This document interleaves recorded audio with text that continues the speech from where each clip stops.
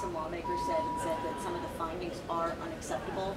They are unacceptable. If we're not doing it right, whether it was a BOPP finding or a DOC finding, if we're not doing it right, it's unacceptable, and we have to do both. Chairman Watson indicated this has to be done post-haste. It's an immediate threat to public safety, I think. And Chairman Traubert talked about this would take Superman. He said, you're not Superman, you're a good commissioner.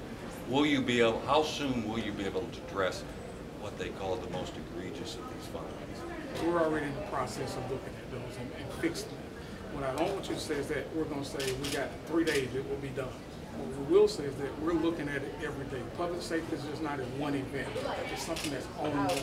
And public safety is about whether the public really feels safe. Our part in terms of the law enforcement community is to effectively supervise those offenders in the community and in the prison. We will do that. Ballpark? If someone came up to you and said, when do you think you'll have a good idea of when we can return some confidence to what these folks are doing?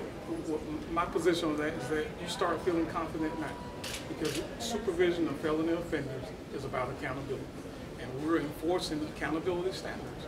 Does that mean that we will never have a mishap? We will on occasion.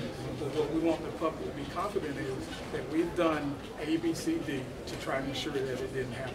So we're out there right now looking at what are those strategies and make sure that we got the right people being supervised. Now, Commissioner, you had said you guys are doing a top-to-bottom review, but under Governor Haslam's leadership, every department did a top-to-bottom review. How did this kind of thing slip through?